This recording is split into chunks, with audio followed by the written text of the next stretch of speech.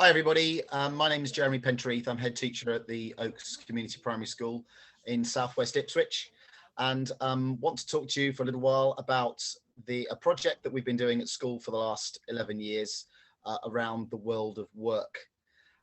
Really going to share experiences that we've had as a school, different models that we've used, and where we are now with it, really, including one or two quotes from children and from teachers. So if we can have the first slide, please. A couple of pieces of research, first of all. This was taken from a report in 2019 from the OECD, the Organization for Economic Cooperation and Development. And the report found that by the age of 7, children were already facing limits on their future aspirations in work. And there was another study done in Sweden much longer ago, 30 years ago, I believe, that was basically saying that by the age of 6 and 7, children were already deciding that there were certain professions that they just wouldn't go into, that they didn't feel they were able to go into. So this piece of work backed that up. Next slide, please. I'll let you read that for yourself. So by 7, children are already facing limits, and there are very few changes that are made in attitudes towards career between the ages of 7 and 17. So by the time we reach, or children reach adulthood, many of those opinions are fixed. Next slide, please. So Andreas Schleicher, the Director of Education and Skills, said this: "You can't be what you can't see." We're not saying 7-year-olds have to choose their future careers now, but we must fight to keep their horizons open. And that's something that we had at the core of our World of Work activity and why we started it. We wanted the children to see. We wanted them to get a feel of what's out there, of what they might be able to do, not for them to make decisions, but for them to understand that there is an awful lot of choice, and that they could do anything. They could do anything that they wanted to do. Next slide, please. And from the report, talent is being wasted because of ingrained stereotyping about social background, gender, and race. And a key part of our project was to try and help children understand that you could be a female firefighter, a male nurse, and it made no difference whatsoever in terms of where you came from, your socioeconomic background, your race. Anybody can do anything if they want to. Next slide, please. So our 3, I don't know why they all say 1, our 3 core principles behind the world of work were to raise aspiration and to break barriers of social mobility. Coming from an area of relatively high social deprivation in southwest Ipswich, again, we wanted children to know that they could do anything that they wanted to do if they really wanted to, and to raise their sights. Secondly, to challenge those stereotypes that I've already mentioned, and thirdly, for them to know that the world of work is actually an exciting place to be, that it's rewarding, that we can get great satisfaction going to work, engaged in work, that it's good for our mental health, as well as for our bank balance. Next slide, please.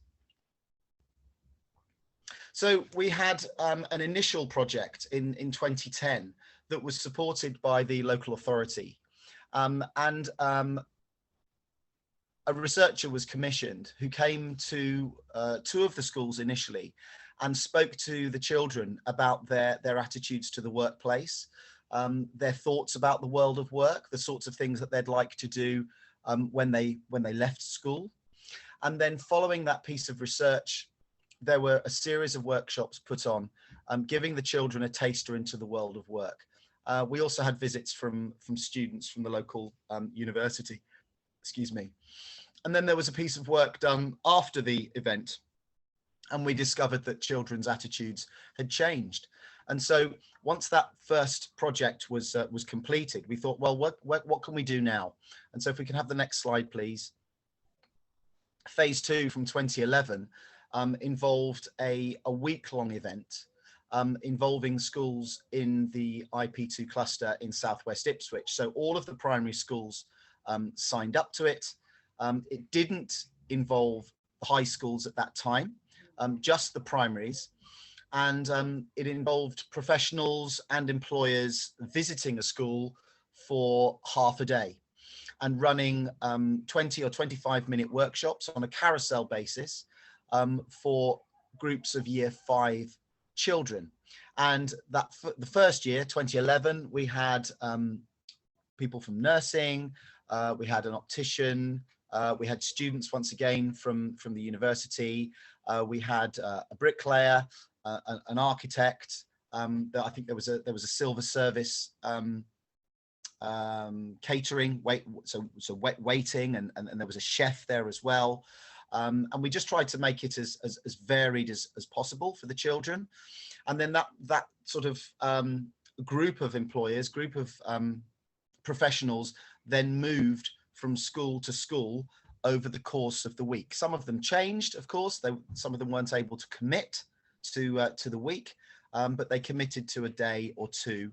And then that carousel of activities moved from school to school. So that happened for about 6 years, that particular project. But it came with its own frustrations. One of them was securing an employer for a week, and sometimes securing them for more than a day. And of course, we were asking employers, professionals to give of their time, and time is precious, particularly if they're self-employed. So we looked at a third model from 2018 onwards, and if we have the next slide, please,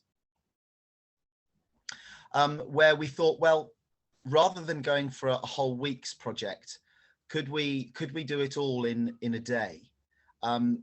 It would bring its own headaches, of course, because we would need an awful lot more employers to cater for all of the children. But we went for a plan of a large scale two half day career detective events. I'll talk more about the career detective element later, but based on conversations between pupils and professionals. So rather than professionals demonstrating or showcasing their professions and what they did, we thought, well, what if we asked children to ask questions of the professionals and to discuss some generic skills that might be common to all professions across the workplace. So we made a start on this, and for the last couple of years, or certainly before lockdown, we followed this model. And I'd like to spend the rest of the time on this presentation talking about that model and what it looks like in practice. So we can have the next slide, please. So Career Detective Day. Now, we asked the children to literally imagine themselves as detectives, and we establish how many children are coming from each school, and we allocate them, some of them inspectors, some of them special constables, some of them forensics, and so on and so forth. So they actually feel that they are sort of quasi detectives for the day. If we can have the next slide, please. So 2 half-day events hosted by each receiving high school, and getting the high schools involved was a really important element of this, because we felt that this was an opportunity for the high schools to showcase themselves, and they were very supportive of it, because working with Year 5s, that's a critical time for the high schools and for the children, because they're making their decisions as to which high schools they might go to. And so this was a perfect opportunity for the high schools to welcome would-be Year 7s into their school. It also gave us a venue large enough to accommodate all of the children, because we had so many more children to cater for. So mixed groups of Year 5 children, mixed across the schools, which is helpful for transition, so the children could rub shoulders with one another. We had all of the children in the Chantry Academy pyramid of schools attending Chantry, and all of the children in the Stoke pyramid of schools attending Stoke. But we mixed all of those children up so that there were representatives from all of the feeder primary schools. So your group of inspectors would have a couple from my school, a couple from Gusford, Sprites, the Willows, etc., all mixed up. So groups of around 7, 8, 9 children in each specific group, and then the groups would work with an employer for around 10 minutes at a time. It says that the groups would rotate. Actually, it was the employer that would rotate, because you can imagine the chaos of being in a sports hall with over 120 odd children moving around. It would be utter chaos. But we'd have the employer moving to different tables where they would be interrogated by the children. So rather than the employer talking to the children would ask questions. We'd have question prompts on each table. So if the questions dried up, the children would know what to say, and we'd have an adult from each accompanying school divided around the groups, helping the children if they dried up. Communication was a key feature of the day, and we would ask the professionals to nominate somebody who they felt was particularly intuitive questions, or was particularly keen detective. But we found that the quality of the conversation was crucial to the piece. And so for the first 5 minutes, the children would interrogate the employers, and then the children would discuss amongst themselves, as well as with the employer, of what skills that particular employer needs in their workplace. At the end of the 10-minute slot, the children would then go and they would place a token in a container. And the containers were communication, verbal communication, written communication, numeracy skills, and I think the fourth one was, I can't remember what the fourth one was. I'll be able to let you know if you want more details. But we looked at 4 specific skills, and then the children would place tokens in each of those, depending on the skills needed by that professional. The idea being, at the end of the morning, would be able to hold up each of the see-through jars and notice, oh, each of these skills are necessary in the workplace, which would teach a lesson to the children in and of itself. If we can have the next slide, please. Some quotes from the children. I always thought I knew what I wanted to be, but now my inspiration has changed a little. So again, perhaps those thoughts on a career had been set earlier, but they started challenging those thoughts a little bit. I always wanted to become a chef, and this has inspired me even more. So some children came with a specific thought, and it gave them even more thoughts that's what they wanted to do. And lastly, I know I need to focus on being kind, polite, and making friends. We spoke to a lot of, or the children spoke to a lot of self-employed people who impressed upon them how important working relationships were. That first communicating phone call or email, how important it was for customer relations to be sound and positive. The next slide, please. And from a teacher, it was brilliant to have a range of experts and for the children to question them rather than being talked at. I think that was a big difference from the first 2 models that we had versus the career detectives, where children, it was a very rich opportunity for children to talk. Next slide, please. So advantages of the career detective approach. I have to say this wasn't my approach. It was an approach that I borrowed from a high school in Warwickshire, in Stratford upon Avon, and then built upon it. The advantages was that everything was done in one day. That made things a lot less stressful. It was a far more enjoyable format for everybody. Far more people were able to get involved. It was sharper. It was better for the employers, of course, in terms of their own commitment. There were opportunities, thirdly, for the year fives to be in the high school, as I've mentioned, and to mix with pupils from other primaries. And it was very, very clear to the children that those essential everyday skills are needed in the workplace. And it hopefully helped them understand why we learn maths as much as we do in the primary school, why we do reading and writing, because they are used in the workplace. And the next slide, please. Challenges. Last minute pullouts are still an issue, just as they were with the previous two models. And we always had a reserve employer up our sleeve, just in case.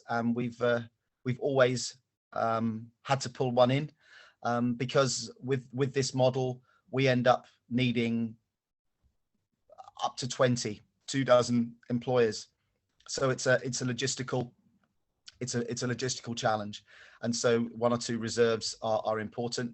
Very often they'd be the school librarian, or somebody that we can pull on at a moment's notice. And secondly, the logistics for the day are complex. They are stressful. It does require an awful lot of planning. You need to move the children around to the right table at the right time. And it does need one project manager to lead the day. In our instance, that is me. But it does need somebody who is very, very clear on the planning, so that nothing goes awry and that the timing is right. It's a very strictly timed process. And finally, the last slide. Here's a picture of Judge Overbury, who has been very supportive. The Ipswich Court has been, Suffolk Crown Court has been extremely supportive of the work that we've done, and they've been with us all the way through the World of Work activities. And here he is with his wig, passing it on to one of the youngsters. He comes along with his clerking team, and they are very keen to participate. But it's a wonderful experience, World of Work. The children talk about it for many days, weeks, and hopefully much longer, and it sticks in their minds. The employers love it too. They love working with the children, and we do have people such as Judge Overbury, who loves the day and is always very, very keen to come back. So we do find that for the most part, our professionals are very loyal, and they're very, very willing to come back and participate again in the future. That concludes my presentation. At this point, I would invite questions. So if anybody does have any questions about this, then my email address is at the bottom of that final slide, and I'd be very keen, very willing to talk about it some more. If you were setting up your own World of Work event, I'd be very happy to talk to you about logistics, and I could share spreadsheets. I'm very happy to do that, in terms of making everything work on the day. But it's a wonderful opportunity for children. It does open their eyes, and I think it does tick those three boxes that we want, particularly sort of helping children understand that they can do anything, whoever they are, their gender, their race, whatever background they come from. It's a great opportunity, a good project, and something that I'd recommend to you. Thank you and good luck.